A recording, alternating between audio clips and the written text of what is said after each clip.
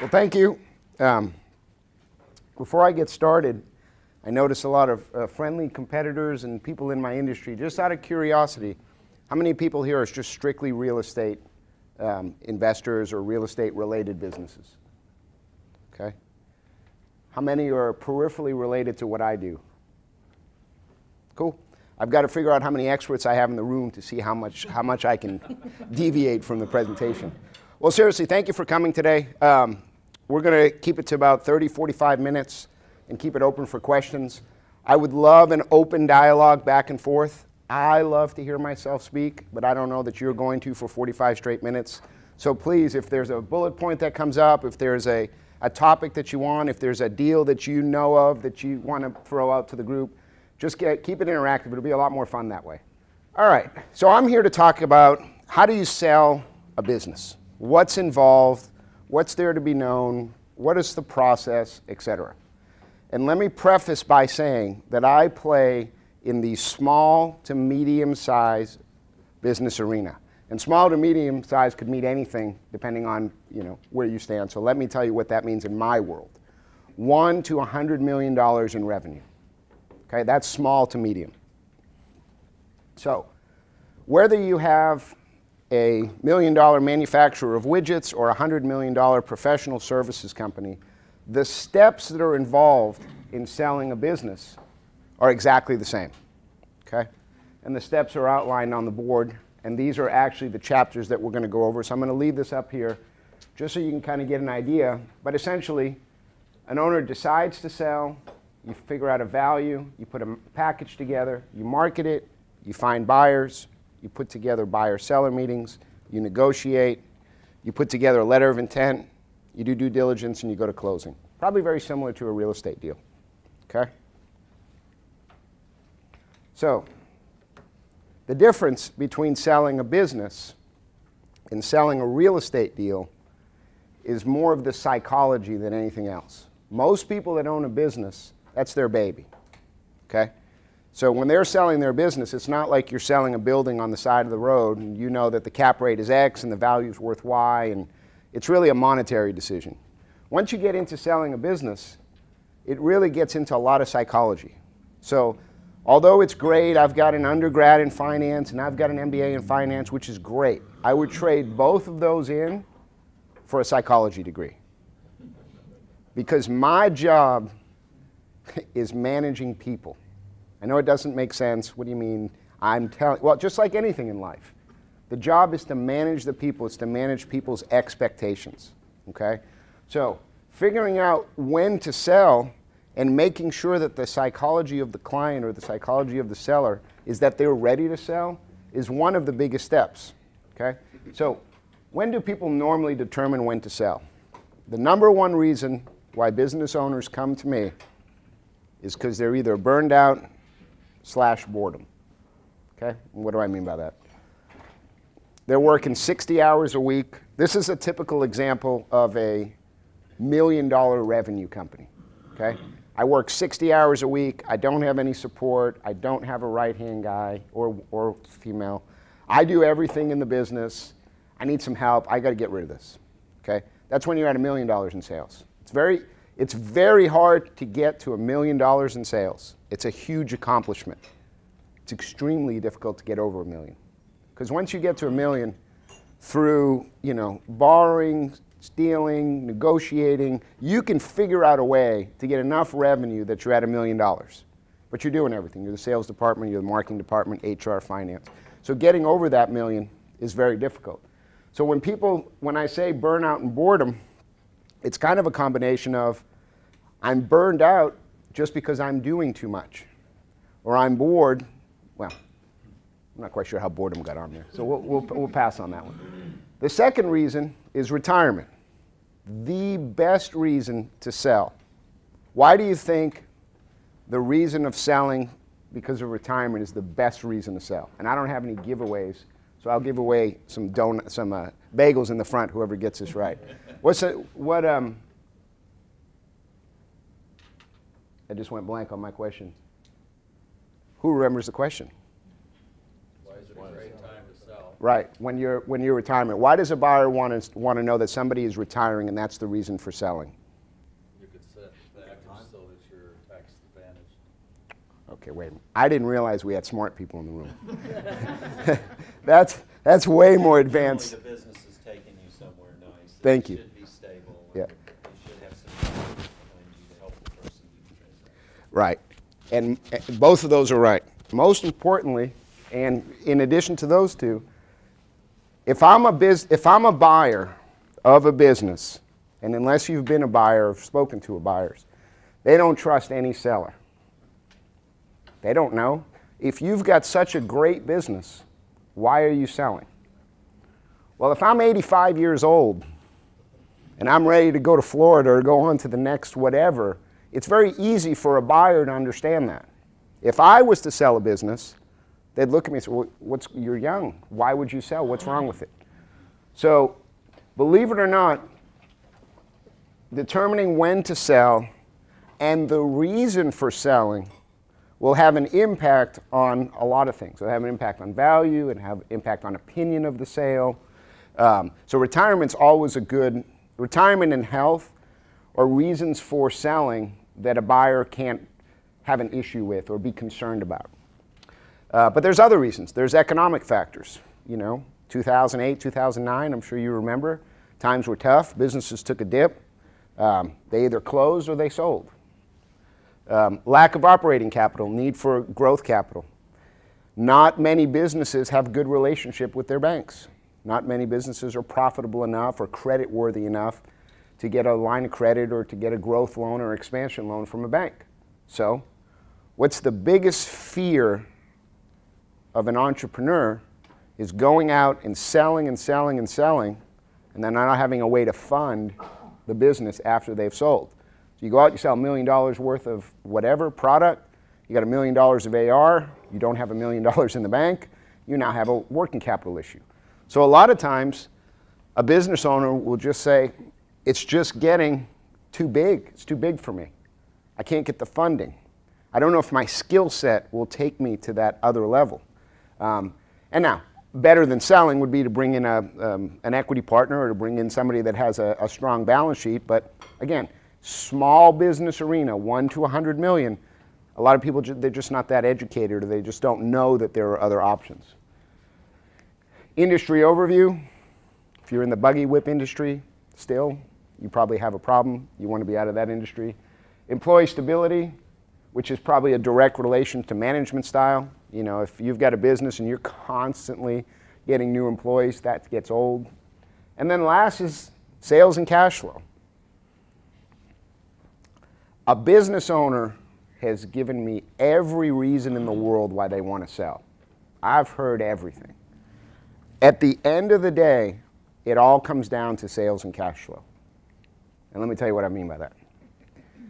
If I'm doing all the work and I'm working 60 hours a week and it's just a lot to endure, but my business does $2 million in sales and it cash flows to me $1 million, I think I'll be okay with that. Same scenario makes $2 million and I'm taking home $50,000 a year. All of a sudden, the risk reward isn't there. So really, at the end of the day, people ultimately, this is 90% of it, okay? Ultimately, they're going to sell because it's just not worth operating the business anymore. Okay? Questions on determining when to sell? Okay? So, the first step is a business owner must be ready to sell because there's nothing worse than being in a buyer-seller negotiating, everything's going great, and the business owner slept on it and woke up and realized, you know what? I really wasn't as ready as I thought. Okay? So once you get past step number 1 and you have a business owner or you've made the decision that you're ready to sell, then you've got to start gathering some documents. There is obviously more information that's gathered than what's on this board, but you have to have a minimum of what's up here. So, A, you have to have P&Ls and tax returns, because that will give you the health of the business and will tell you what the sales and the cash flow are. You need a current asset list. What am I buying?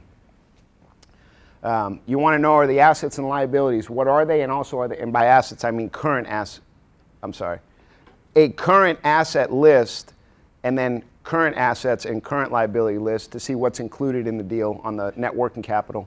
What's the facility info? Tell me about your employees, company history, and then of course, what's the deal structure like? So we, as intermediaries, we gather all this information and we analyze it. How do we analyze? Yes, sir. When you say facility, are you talking about the premises or the credit facility? Great question. I'm talking about where is the business housed, and is that a lease, or is that or do they own the building, and what is the scenario moving forward? Thank you. So once we gather all the info, we do all this to put together a marketing packet or an information packet similar to what you folks probably have on the real estate side. The more detailed, it's just like anything in life. The better prepared you are and the more detailed your package is, the more interest you're going to have. And you would be surprised. I've seen deals, $1 million deals, that have had 2 or 3 sheets of paper put together, you know, like a photocopy of last year's P&L, you know, a picture of the website, and there's a handwritten note that says, please buy me. I mean, I'm exaggerating, but the scope of what's out there is, let me back up a second. There is no licensing in what I do. Let me be real clear. There is no, which is mind-boggling. I'm gonna tell you guys a story. So I bought and sold a business. That's how I got involved in this. I loved analyzing the purchase, and I did my cash flow analysis, and it was better than the intermediary. And that same person sold my business, and I was really involved.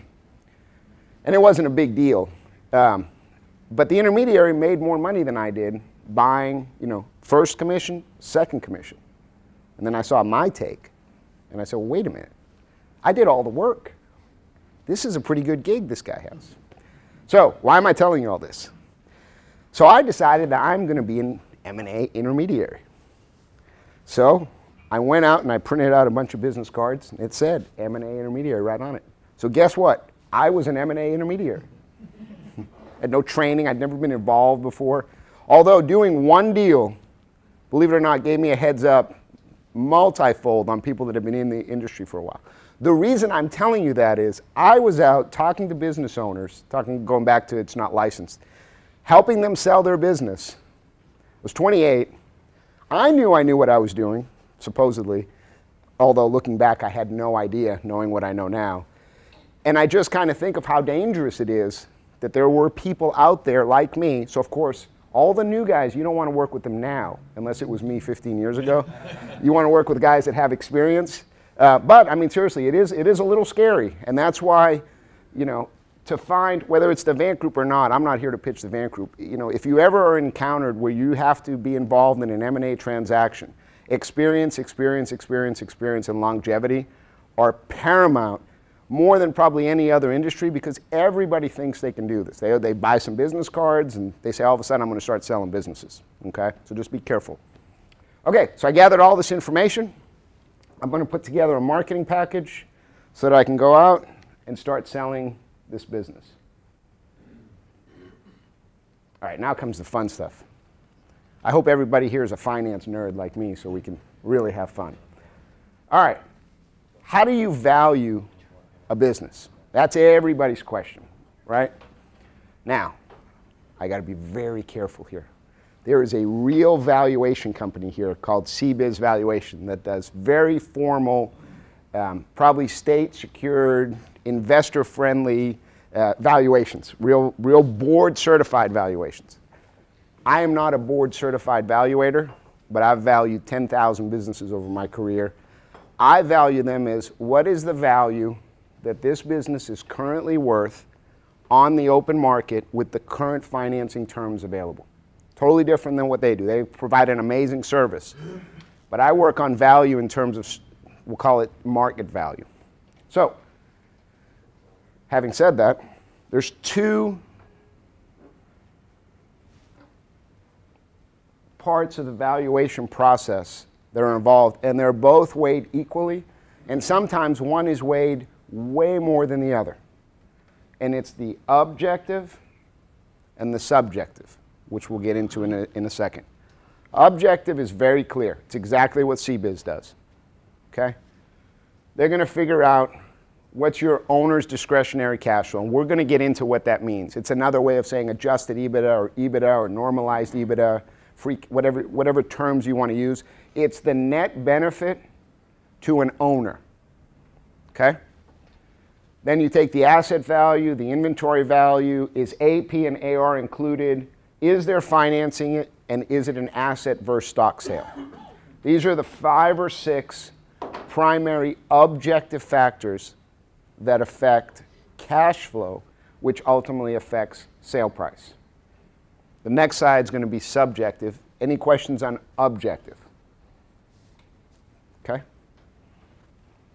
Subjective, oh, sorry. Here's an actual, here's a sample example.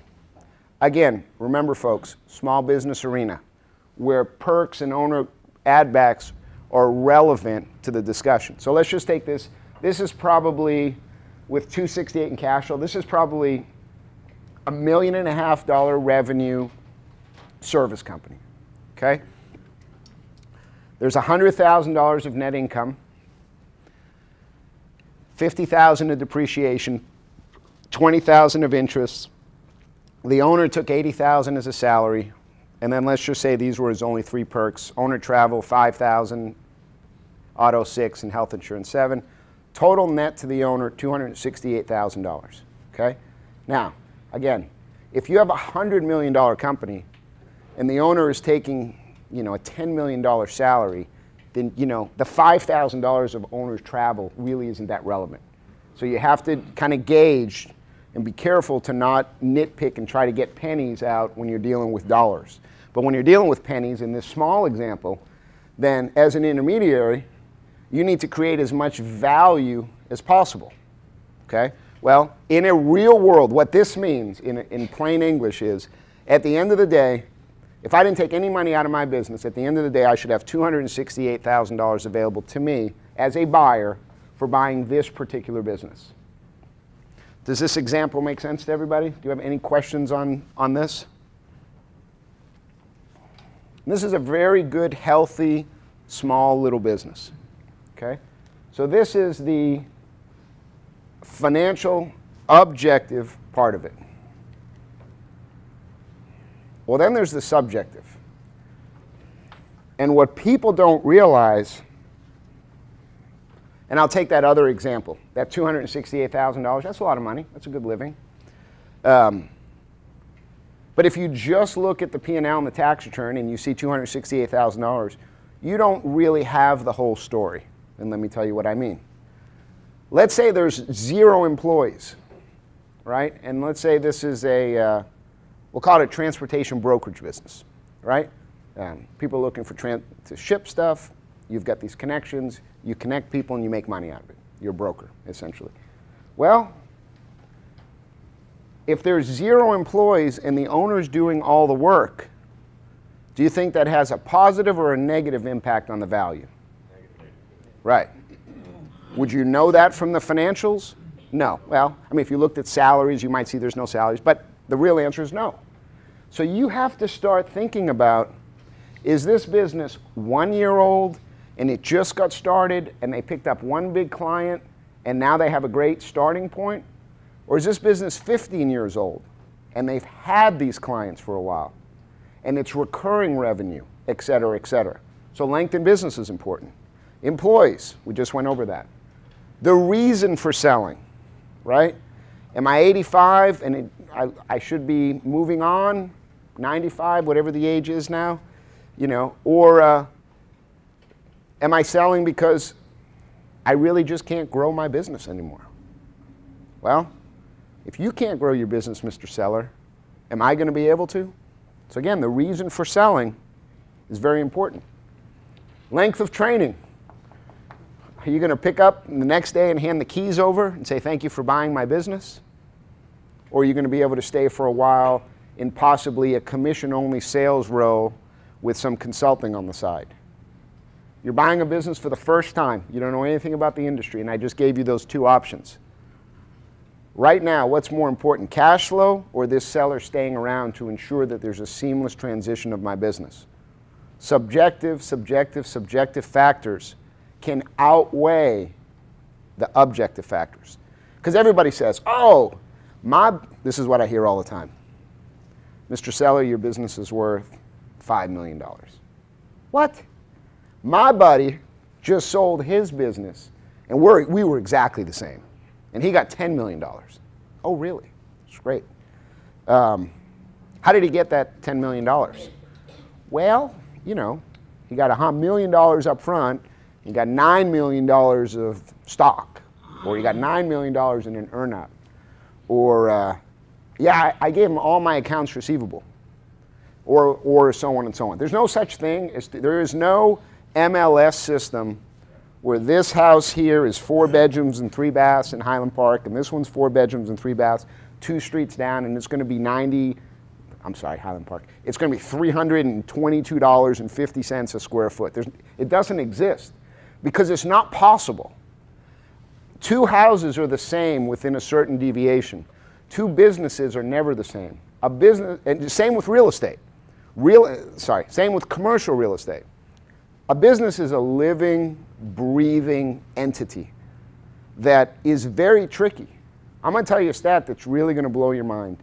I don't have this official, okay? I'm sure it's somewhere if I looked it up, but I'm sure they'd be understating. I'm using a statistic on deals that I've sold, okay? And I'll tell you, all of my deals, I pre-screen all of them as if I was going to buy them. Mahesh mentioned earlier that I also buy and sell businesses, so I'm also a buyer and a seller, okay? So I won't take a listing on unless I would buy it, okay? Having said that, that are viable, that I've done all my analysis, I mean, these are rock solid businesses. How many do you think have failed in the first 5 years on a business transfer? Ballpark percentage. 90%. Oh, God. That's too high. 50? That's a tad bit too high. Who said 40? That's about right. I'm not talking about even smaller businesses, which have a much higher failure rate. Or I'm not talking about larger businesses, which supposedly should have a much lower failure rate. Back to the 1 to 100 million, and back to subjective, and back to buying a business and being very careful. If you're buying a business that's tied to the owner, non-recurring revenue, no contracts, easy to get in, you kind of know where I'm going. You then start looking at the business saying, yeah, I mean, the business puts off $500,000 a year, but there's all these variables that might bite me in the butt. So how do you get around all that? We're way off topic. There's ways to handle that, but just keep in mind about understanding the value, and I don't even know how we got on this tangent, but 40% of small businesses that are really good businesses, that I have underwritten myself, that I know, and then what are the reasons? What do you guys think are some of the reasons? What's the most popular reason? Or what's the most common reason? Competition in the market? Good? No. It has to do with the buyers. Culture difference between the new and the old. Buyer's not engaged. All along those lines. The buyer was the key to the business. The seller was the key to the business. Okay. So I'm going to tell you I'm going to tell you a story of me when I bought my first business. I was sitting behind my computer. I was working for somebody. I won't say who. And I hated my job, right, because I'm an entrepreneur and I could do it better than everybody else, and I wasn't getting paid enough. I'm sure this all sounds familiar. So I went to buy a business, and I went to bizbuysell.com, which is like an MLS system. That's got all the listings. And I had $35,000 to my name at the time. I was 27 years old. So I reverse sorted it on what? Down payment, right? There was 2 businesses. One was 30 grand down payment, one was 33 grand. My due diligence didn't take that long. I had to pick one of those 2. I bought a maid service, okay? Now let me remind you, I went to Boston College and Babson College, all this finance. I'm this big time. I showed up to work. Did I say it was a maid service? I showed up to work in my suit, A three-piece suit, actually. Had my briefcase. And I walked in. I was like, oh my God, what did I do here? I sat down, and I realized that having all the education in the world, I had no earthly idea how to run a small business. And I'll give you the perfect example. Always remember, finance undergrad and MBA. Friday rolls around, payroll rolls around, and I'm looking at my bank account. I'm like, well, where's all the money? Where do y'all think all my money was? It's a maid service. How do people pay for their maid service normally? And when do they pay? Oh, once a month, or when the girls go to collect, when the maids go to collect the money.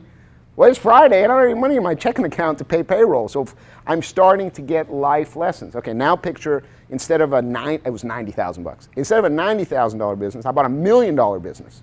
And I'm the same guy. Now, luckily, I'm an entrepreneur at heart, so take me out of it. Take the guy that's sitting behind the desk in a cubicle that has, let's call him a senior manager or a VP. So you can picture this person. They're sitting in their little ivory tower desk. They've got their admin. They've got the payroll department and the HR department. And, oh, I need a slick. And you call the marketing department. And this customer is giving me a problem. Don't worry, call legal, right? And then you walk into your business, and who's HR and who's legal and who's accounting? It's you. And if you don't have that skill set to be able to translate, you're out of business. So, long-winded answer. Why do businesses fail? What's wrong? What's the common theme among buyers? They buy a business, and frankly, they have no earthly idea what is involved. That is the primary reason why people fail. Okay? All right. So, subjective.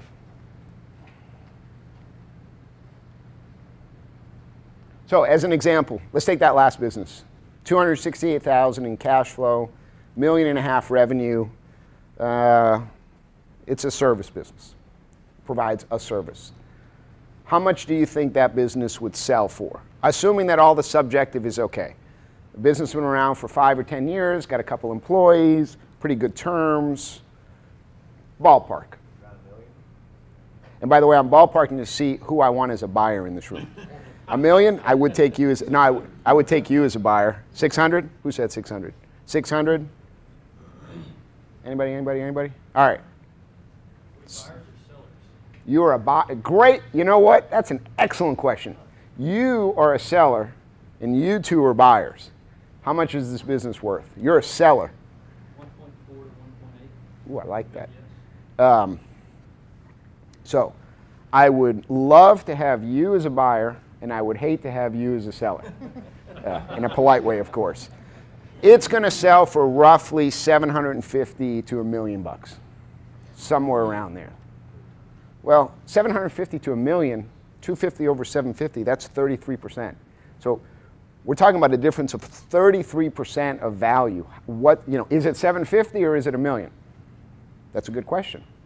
Only one person knows the ultimate answer to that. Who is that? Buyer. Yeah. What would I list it at? I'd probably list, depending on some factors, probably 859. I don't have this slide. But picture businesses that sell and values being a pyramid, okay? On the base of the pyramid, which is the biggest part, these are businesses under $100,000 in cash flow, okay? About 1 times cash flow is a value, okay? 100 to 250, 2 times, 3-ish, somewhere around there. But as you're moving up, that sliver is smaller. So it's a supply and demand issue. You get to 250 to 500 or 250 to 600, that's another multiple, and then you get to $1 million plus. And that $1 million plus, right, is that tiny little apex on the top. And that could be literally anywhere from 4 to 15 times, depending on what the business is. Okay? Questions? Okay. Who are the buyers? Well, we just went through this on one occasion, which is the first one. Employed corporate executive or displaced executive. Great buyers. You know who the best? Okay. What profession are the best types of buyers? Or what function? So you got, I don't want to give it away. Strategic. No, I'm not saying it right. What? Okay, you said finance. No, no. Let me say it different. If you have an HR person, an operations person, a finance person, a sales person, a legal person, or some other variation. Synergistic where you get leverage. That, you're right, but where I was going for is sales. The best person to sell a business to is a sales guy. You know why? Because they sell themselves, right? I sold a business, and he's doing phenomenally well. What do they do? Civil engineering and like land survey. This is a sale. I'm sorry. Surveyor. It's a land survey company, exactly, and they also do civil engineering, so they do a little level above that. Anyway, this guy doesn't know anything about land surveying or civil engineering. His brother-in-law had a business like it. So I meet with him, and it was very fairly priced. I want to say $650,000 in cash flow, and it sold for $2.25 million, something like that, or maybe it was $700,000 in cash. So very reasonably priced. So I met with him, and I started doing my deal. Remember, psychology. You don't sell numbers to a sales guy, right? You sell the numbers to his accountant. You sell the, now let me tell you what you can do with this business. And we had like a 2-hour conversation. So what did I say? What kind of degree would I like to have? Psychology degree. Because that's what this business is all about. It's knowing how to talk to a sales guy as opposed to putting my finance hat on and having to talk to a finance guy. Former business owners, great buyers. A buyer group, a turnaround specialist, a strategic or a synergistic buyer. A business is worth a different amount to a different type of buyer. Okay? I'm going to give you the perfect example. One of my guys got a call on an HVAC business, and normally I would never work on it. It was only $500,000 in revenue, very small deal. So I told him, don't work on it. And my guy's a sales guy, so he sat there and sold me on why we should take it. And in that scenario, the husband and the wife were 65. This is going to sound familiar. They were going to retire. The business didn't need a location, and they had 2 buyers that were interested that were in the HVAC business. Okay? So the cash flow, if I bought it, the husband is one of the techs. So he's out doing HVAC work. So that's 50 grand. And the wife does some bookkeeping, so that's 20 grand. So you take off 70, and the cash flow I think was like 250, so it's 180,000. It's a lot of money for $500,000 in revenue. But we're selling to who? A competitor, right? So what did we do? Well, we didn't take the cash flow selling to a non-industry buyer. We took the cash flow selling to an industry buyer. So the 180 cash flow is really like 290 or something, 295, I don't remember, something like that. So the point being, when we approach that HVAC company that can take those clients, those trucks, and those employees and just superimpose them in their business, that's infinitely worth more than me as a general buyer coming in and buying the business and operating it. So who your end buyer is, and that's all part of the subjective side, is going to determine value. Is that just a straight asset sale whenever you go into an industry? That's an excellent question. Most of the time, a buying company will never want to buy stock in a company that they're buying because they just want to merge it all together. So a company-to-company purchase is normally an asset sale. In that same scenario, I'm going to embellish, but in that same scenario, an individual might want to do a stock sale because the license, you need to have a license to run an HVAC business. The license is in the name of the corporation.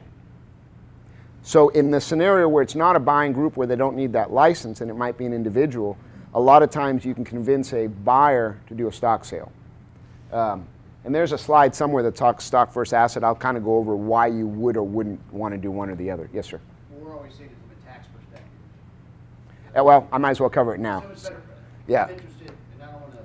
No, this is great. There's another slide that deals with it.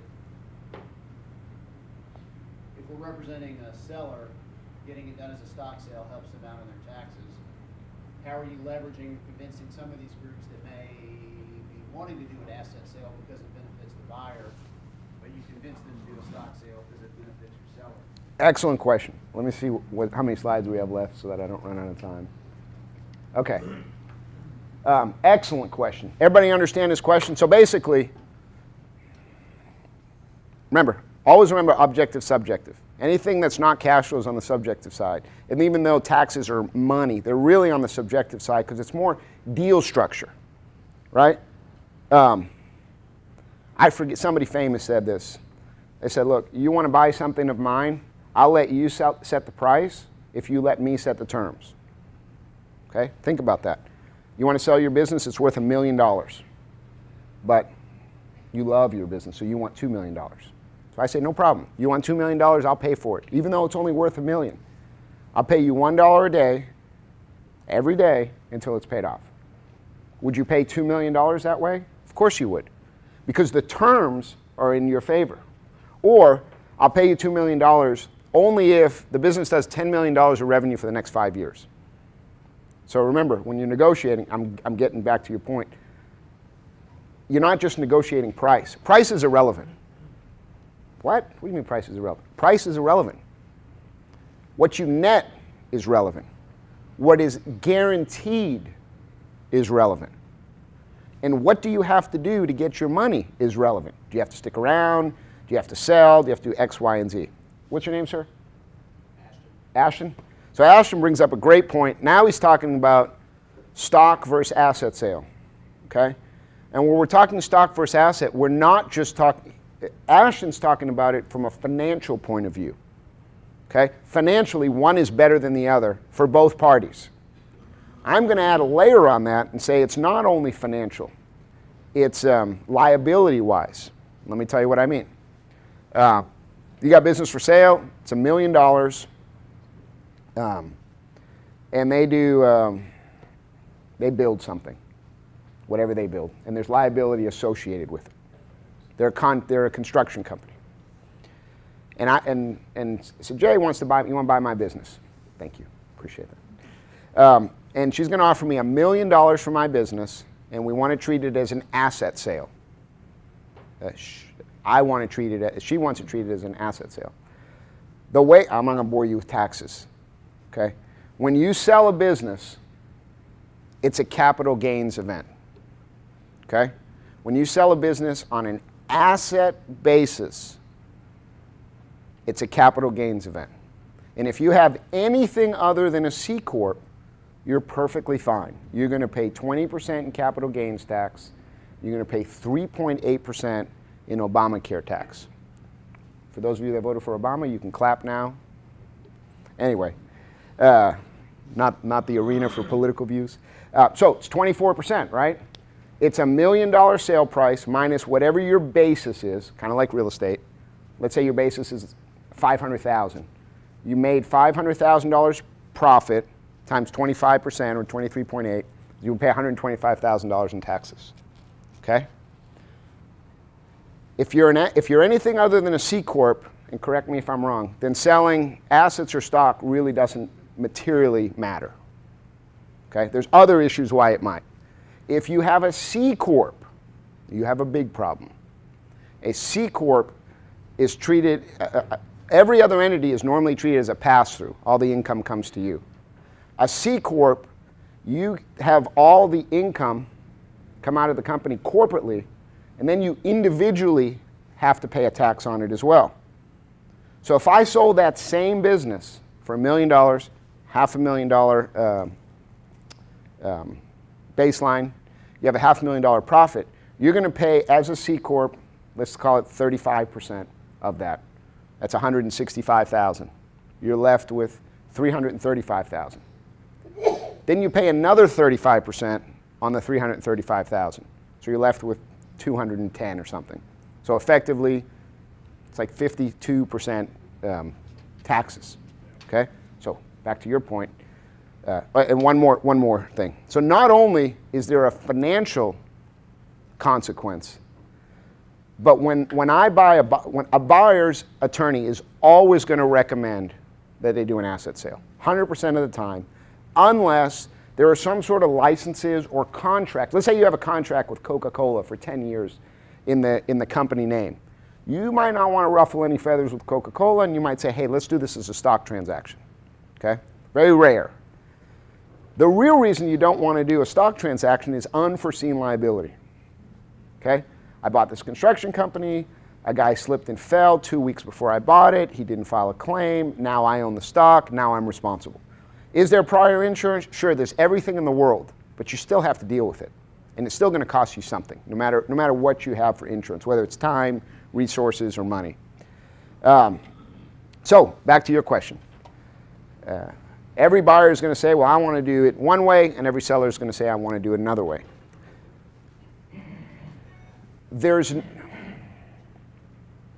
At the end of the day, if you buy stock versus assets, as a buyer, you can be penalized on your depreciation. And I'll give you an example of what I mean. Let's say I bought a business that was a stock transaction. Let's say I'm fine with the liabilities. I can accept the fact that there's going to be liabilities. I am only able to depreciate it over a certain amount of time that's not as advantageous on a stock sale as it is on an asset sale. And I'm not going to get into the minutia. That's one aspect. The other aspect is, how do I make a buyer feel comfortable, finally answering your question, with doing a stock sale versus an asset sale? So I have a seller that has a C Corp, and it's just not possible for me to sell it as an asset sale because the net to the owner just isn't worth it. Well, there's a couple of workarounds.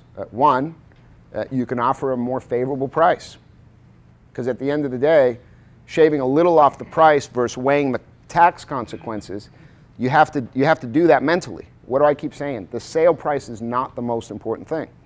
The other thing you can do is you set up an escrow account. Okay? It's a $1 million transaction. Here's $1 million. Hold on a second. I'm going to take $500,000. I'm going to put it over here in escrow. Okay? And Mr. Seller, this is your money. It is an interest-bearing account. You can invest with it. I don't care what you do with it, as long as you don't lose the principal. And if A, B, C doesn't happen, you can have all your money back. If A and B happen, but C doesn't, then you get 90%, or whatever the case may be. So that's one way to try to sell a buyer on doing a transaction that's a stock versus an asset sale. That's a great question. Thanks for bringing that up, because it touched on a lot of taxes and some other stuff. All right, working with buyers, emotions, picking the right buyer, and timely information requests. Remember, it's psychology, right? I get a request from a buyer. I would like a copy of their customer list for the last 3 years with sales. Very reasonable request. You go to QuickBooks, you hit a couple buttons, there's your report. Takes the seller 4 days to get back to me. What's the buyer doing for 4 days? What's he thinking? Well, I don't understand. I mean, it's just a report. Is he massaging the report? Does he not have a system that can make the report? Et cetera, et cetera, et cetera. So timely, you would be surprised. You'd be surprised how deals fail, how they try to fail. I don't let any of my deals fail, of course, right? But you wouldn't believe the road bumps or the speed bumps. We've got just till 9:15, right? Okay. That come up, and just being delayed in providing documents, just something as silly as that can kill a deal. Well, you know what? If I'm spouting actual verbiage. If he doesn't get me that bleepity bleep report by Friday, I'm out of this deal. LOI is negotiated, bank financing is in place, but he's not getting his report. And the deal literally almost blew up. Picking the right buyer, that's paramount. Here's the guy you don't want the opposite of the sales guy. So picture how good a sales guy is. Hey, I'm not worried about anything. I just want to know how to grow this business. Picture the opposite of him. Well, what's this line item number 7 They spent 43 cents on postage and it was 42 cents the month before. That's not the buyer that you want. So my job is to be very careful to bring in multiple buyers, right? So that hopefully one of them is the right buyer to be able to buy the business. I'm going to go really quick now. I apologize, I got a little off tangent. Showing a business, you know, it's important. I'll just give you one quick example. I was selling a manufacturing business in Arlington. It was a nice business, $3-4 million bucks. And I visited it for the first time. And I have 3 dogs. I love dogs. I walked in, and on the left was this disgusting, stinky couch. And this beautiful, disgusting, stinky dog on the couch. So you walk in, and here's the counter, and here's this stinky couch and dog. And you know, I was like, you got to get rid of either the couch or the dog or both. And I kind of went through and told them to clean it up. That's an example of, that could literally hurt the sale. Should it in the grand scheme of things? No. It's not your dog. It'll be gone and the couch will be gone. But it goes back to, how is the seller running this business, right? I'm going to give you the other end of the extreme. I sold the 3rd largest printing company in Dallas, and when I brought the buyers, I had a buyer and seller meeting, and there was like 6 of us, and we were all walking in this print shop. I don't know how many of you have been in a print shop. They're very messy. They try not to be, but it's impossible. This place was spotless. I mean spotless. You go to a desk, and people's stuff was organized, and I was talking with the buyer, and his partner was up front, and he kind of taps me on the shoulder. He goes, "We're going to buy this business." I was like, great. I did a good job. What was it? My marketing package? My selling skills? It's like, nope. It's like, see how clean it is here? This is an indication of how this business is being run. So appearance, believe it or not, is an indication. Now, of course, as my job, I spin all this, right? So if it's got a lousy website and it's got a lousy warehouse layout, and if everything's lousy, then of course my job is to say what? Well, look how bad it is, and they're making great money. Anyway, so that's showing a business. Yeah, we're not going to be able to cover all this. Basically, negotiating, it's a lot of what we've talked about. It's not the sale price. Get the sale price out of your head. It's important to have a big number to start with because it's going to get whittled down quite a bit. But all these affect it, right? Allocation of sale price, taxes, who's going to take on the assets and liabilities. Is there going to be an earnout? What's an earnout? An earnout is, I will not guarantee you a certain amount of the sale price, but if a certain thing happens, whatever that is, I will give you that money. It's a contingency payment. It's normally used, think like staffing companies. Think of companies that don't have recurring revenue, that may have 1 or 2 big items of sales a year. Think of something where a business is connected to the owner, and if he leaves, you say, I'll give you your value, but I think if you leave, the business leaves, so let's take the risk together. How easy is it to sell an earnout to a seller? I'm going to ask again. This is unguaranteed money that you may or may not get. How easy is it for me to sell an earnout to a seller? It's very difficult. Unless you have a double-sided earnout. Well, wait a minute. You're trying to tell me that if this business goes down, you're going to pay me less?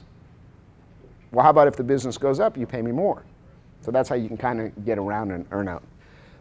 Non-competes. Non-competes. Are you going to sign a 1-year one for 1 mile? Or are you going to sign a 3-year one for 100 miles? And you can't really sign, you can sign a non-compete for whatever length you want. Once you start getting over 3 years, the weight of those really isn't as valid. So a buyer, you know, you try to convince a buyer this and they just don't understand, right? Well, I want it forever. Well, you can't keep somebody from doing what they do forever. And plus, it's not logical to do that. Earnest money deal structure, financing. How do deals get financed? All cash, very rare. SBA financing, the small to medium-sized arena for non-asset-based lending. SBA is it. Let me say it again. Non-asset based. I'm not buying a manufacturing facility with $1 million of equipment. I want to buy a computer service company where the assets are the people and the systems and the technology. Well, what are you going to put up for collateral, the bank says? Well, I don't have anything. I can't give you a loan. I'm putting aside, of course, you've got a really strong balance sheet and all that. I'm just saying the generic person. You go to SBA, you can get in any SBA loan to buy a business for roughly 20% down 10-year note, 6% interest, personally guaranteed. Conventional and private equity funding. So, you know, I said 1 to 100 million. So up to 3-ish, 4-ish million SBA. Anything over that, private equity groups, investors, family offices, etc. This is where you close. Why do you use somebody like me? It's in the package. How do you select somebody like me? Well, just select me. You don't have to read the rest. Right. Pitfalls to avoid. It's my favorite part of the whole presentation. We already went over the first one, right? Well, my buddy sold his business for $10 million. Yeah, sure he did. Overpricing businesses. Going back to his buddy, or going back to, I've only got one shot to sell my business. Okay, let's talk about that. You've got one shot to sell your business. I'm an expert. You're hiring me to help you. And I'm telling you your business is worth $5 million. And you're telling me it's worth $7 million. Sorry, you're telling me you want $7 million. And then when I ask, well, how'd you come up with this number? How do you think people come up with the number they want for their sale price? Not all the time, but a lot of the time. What they think they need to retire. Yeah, you two are spot on. Well, I met with my financial planner, and he said, if I have $7 million, I can retire today. Hence, that's the number that I want. Well, it doesn't work that way. Because, you know, you overprice a house. You know, you can go on MLS and you can kind of see why it's overpriced. You know, I built this cabana, or I've got tile from Italy, whatever the case may be. You overprice a business where people can go out and go on the internet and see comparable businesses for sale, you're in trouble. People just gloss over it. Bad books and records. This one's bad. This one's big time. You know, the guy that the business owner that wants to have his cake and eat it too, right? I made $1 million last year in my business. Yeah, but your net income is $2,000. Well, you know where I'm going with this. I've got some cash here. I've paid my maid here, and by the way, perks are okay. Cash is not. You can never prove cash. Perks are okay. Perks, one-time expenses, non-discretionary, those are okay. If you have $500,000 of cash flow and $495,000 is perks and $5,000 is not, you don't necessarily have a problem with value. You have a problem with what? What do you guys think? You don't have a problem with value. So if you say there's $500,000 in cash flow and you can prove $495,000 of perks, I'm sure a buyer will agree to that sale price. What's the issue? The bank, right?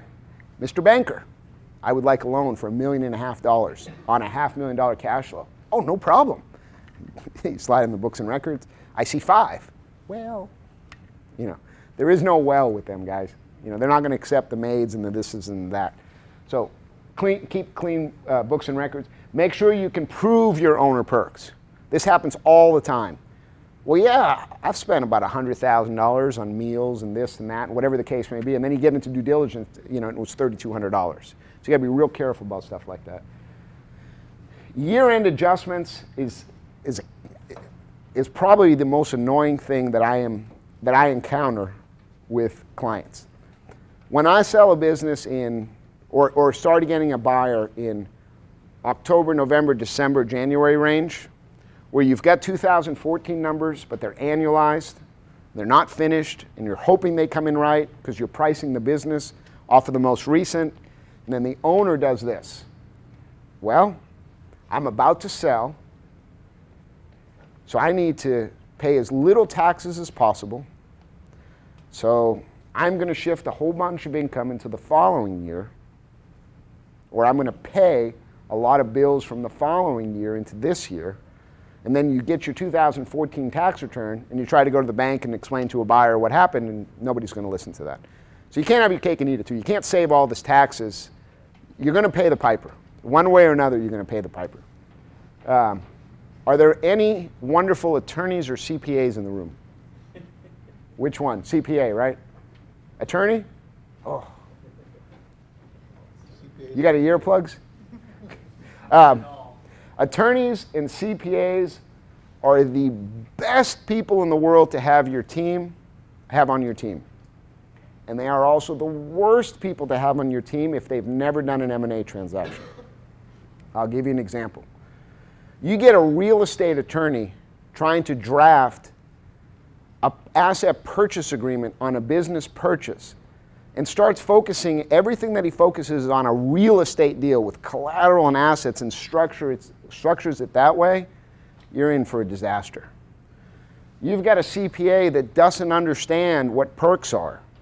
He's never owned a small business. He just, for whatever, I don't know how this is possible, but I've met CPAs that have no idea what perks and add backs and cash flow are, and they look at book value.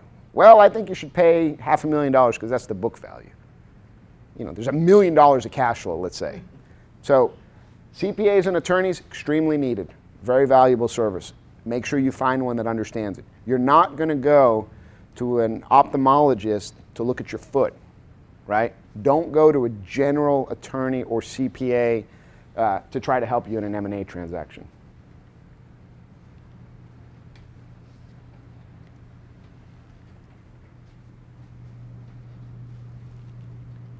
Bad attitude. That's a song, isn't it? Bad attitude. You got to have a good attitude, right? This is kind of like dating. Think about it when you're dating, right? You just meet the most beautiful man or woman. You found this business and she's pretty. Everything looks great. Then all of a sudden you're on one date and she says something that makes you upset. Or the seller says something that makes you upset. It's exactly the same. You got to realize there's pitfalls, there's ups, there's downs. You got to move. You got to just adjust. You're not going to get everything, as a buyer, you're not going to get everything that you want. You're going to take on risks, period, end of story. As a seller, you're not going to get everything you want. Nobody's going to give you everything. So what do? Each side just figures out what's the most important, right? And then my job is to meld those two together. Business brokers. I am not a business broker. I'm an M&A intermediary. I play in the business broker space. Be careful for business brokers. Remember what I told you about the card getting started? There's a lot of business brokers out there. This is an unregulated field. Handling your support team, which goes back to the CPAs and attorneys. Messy business, we talked about that. Continuing the course. This is a big one. I list your business for sale today. It's February 17th. You think I'm going to do such a good job for you that you realize, well, my business is going to be sold soon. You start going on vacation. You start not going to work. You're not making your sales call. All of a sudden, it's 6 months later. The business hasn't sold because of, for whatever reason, now your business is taking a dip. Now you're in deep trouble. Okay? Incorrect info, self-explanatory. Okay. A lot of people are not ready. Got it. Okay. A lot of people are not ready to sell. A lot of people aren't ready to sell. We'll leave it at that. So just real quick, who are we? All we do is help business owners sell their companies and whatever auxiliary services are needed for that. What are auxiliary services?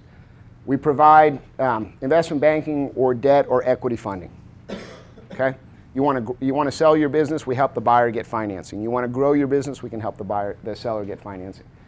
We provide business valuations. A lot of companies are growing through acquisition. So I own an IT MSP provider. We help fix people's computers.